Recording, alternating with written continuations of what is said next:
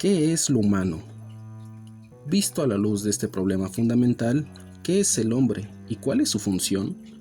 La historia no se ocupa de las sucesivas luchas por el poder, ni de la suma de desarrollos de los hombres en determinados campos, sino del desarrollo de un organismo específico, el ser humano, de determinada cualidad, la cualidad de ser humano. Primero, debemos preguntar si existe una distinción clara entre el hombre y el animal. ¿Tiene el hombre alguna característica especial? Si hay alguna que haga humano al hombre, esta no nació sábitamente, sino, al igual de todo, lo que tiene relación con la materia viva en el curso de un largo desarrollo. Pero hay un aspecto en el que todo el mundo reconocerá que el hombre se diferencia del animal. El desarrollo de una especie de animal no va más allá del desarrollo de un tipo físico, de sus características anatómicas, ni fisiológicas, e incluso biológicas. Pero el hombre, después de haber completado su desarrollo como especie biológica, sigue cambiando y aún desarrollándose. Pues debe admitirse que el cambio desde el hombre de Neandertal hasta Dante y Shakespeare no puede por menos de ser una clase de desarrollo. Así pues, el hombre se desarrolla en dos zonas, la biológica, que comparte con el animal, y en otra, que es exclusivamente humana. De modo que buscar una cualidad humana específica es lo mismo que buscar lo que se desarrolla en esta nueva zona, la de la historia. Si encontramos lo que buscamos, si los hechos de la historia se pueden interpretar como el desarrollo de una cualidad humana específica, entonces la historia, a su vez, cobra coherencia y significado. Y si esto es así, si la historia demuestra que el hombre tiene una naturaleza común, entonces las normas de unidad que se desarrollaron en el curso de la historia humana no son abstracciones impuestas de manera arbitraria, fuera de la realidad humana y contrarias de la naturaleza del hombre, sino inherentes a la existencia de una cualidad humana común y por tanto tienen una validez orgánica que se origina en la construcción básica del hombre. Hasta hoy, la pregunta ¿qué es el hombre? Había recibido tres clases de respuestas: la teológica, la racionalista o idealista y la biológica o naturalista. La primera, la teoría teológica, considera al ser humano desde el punto de vista de su origen divino. El hombre es una criatura de Dios, hecha a su imagen y semejanza. Es en parte material y en parte espiritual. En esto reside su carácter de pecador y al mismo tiempo su capacidad concedida por Dios para alcanzar la salvación por voluntad y la gracia. La historia del hombre es la historia de la preparación del hombre para la salvación. Así, para esta doctrina, la existencia de una cualidad característica del hombre, lo mismo que la lógica de la historia humana, están fuera de toda duda. Pero se interpreta a ambos desde afuera, arrancando desde la premisa de la existencia de Dios, que está comprobada por revelación. La segunda teoría, la racionalista, tiene su origen en la opinión griega y romana sobre el hombre, que adoptó una forma nueva a partir del Renacimiento. Esta teoría ve en la razón la característica específica del hombre, y hace una razón especulativa, es decir, puramente teórica y desinteresada. Como la obra de Alfred Whitehead, o pragmática, esta está preocupada por fines prácticos y está dirigida hacia estos, como afirma por ejemplo John Dewey, o el espíritu de la filosofía idealista alemana que hace equivalentes al espíritu y a la razón. Según la teoría racionalista, la razón es virtud y orgullo del hombre. Es idéntica a derecho y a bien, y por lo tanto, la historia humana aparece como un progreso rectilíneo o dialéctico hacia una meta prefijada, el reinado y el perfeccionamiento de la razón.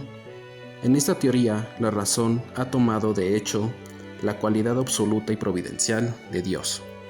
La tercera teoría, la biológica o naturalista, considera al ser humano en cuanto a su origen natural, es decir, como una etapa de la evolución gradual de la naturaleza orgánica. Según esta opinión, el ser humano, como una forma de naturaleza orgánica, no tiene más característica esencial que una avanzada complejidad anatómica y fisiológica. El intelecto, la razón, no son sino más que una manifestación de esta mayor complejidad, que supone una diferencia de grado, pero no de clase, entre el hombre y el animal. ¿Ofrece alguna de estas teorías una respuesta satisfactoria a la pregunta de qué es el hombre? Si bien la opinión teológica ve una diferencia esencial entre el hombre y el animal, Interpreta esta diferencia desde un punto de vista que se encuentra más allá de la existencia del hombre, incluso más allá del mundo conocido. Deduce la característica distintiva del ser humano de una decisión divina, que es en sí misma un supuesto de fe humana. Pero quienes no se contentan con la fe, han de buscar dentro de nuestro mundo conocido nuevas pruebas de la cualidad humana. El punto de vista racionalista, al identificar la cualidad esencial del ser humano con la facultad racional del hombre, ofrece por lo menos una solución bastante amplia a nuestro problema. Más ciertas investigaciones recientes nos muestran que las raíces de la facultad racional del hombre pueden encontrarse en los animales. Los experimentos de biólogos y psicólogos modernos, por ejemplo, los de Wolfram Köhler con monos, han demostrado que los animales son capaces de sacar conclusiones sencillas y no solo de utilizar instrumentos, sino de descubrir por sí mismos su empleo. La capacidad mental de ciertos mamíferos corresponde a la de un niño de 3 años, de modo que la razón no es sino una forma más desarrollada de disposiciones que se encuentran en un animal, y no puede considerarse como una facultad exclusiva del hombre, como pretenden los racionalistas. La tercera teoría, la naturalista, que niega cualquier diferencia esencial entre el hombre y el animal en su aspecto mecánico, no tiene en cuenta para nada hechos fundamentales que no podría explicar de manera satisfactoria. Ignora los valores que se desarrollaron en la antigüedad y en la cristiandad, el dominio de sí, el dominio de los deseos e impulsos, el amor, la caridad y la filantropía. No tiene en cuenta los logros de la contemplación humana, de los esfuerzos del hombre para reflejar al mundo, y asimismo en el arte y en la especulación filosófica, para formarse y recrearse mediante la fuerza de su intelecto. Y cuando los pensadores vitalistas han tomado en cuenta estas cosas, las han considerado como una perversión de los instintos naturales, como una deformación insidiosa del poder de la voluntad mediante la cual los débiles lograron dominar a los fuertes. Por lo tanto, la característica exclusivamente humana que estamos buscando no se encuentra en ningún funcionamiento parcial de la constitución humana, sino más bien en una cualidad general del hombre que es el eje de todos los diversos logros y manifestaciones de su civilización, una cualidad que no puede localizarse automática o fisiológicamente, sino que surge de manera gradual de la totalidad compleja del organismo humano.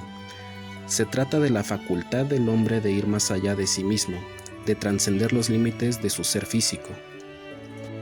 Esta cualidad que subrayaron primero Max Scheler y Reinhold Niebuhr no coincide con la razón, pues no solo se manifiesta intelectual, sino también emotivamente. Esta facultad es la que, por ejemplo, hace al hombre capaz de un amor auténtico, basado en la elección y que afecta a toda una existencia de un amor que no tiene para nada en cuenta la recompensa.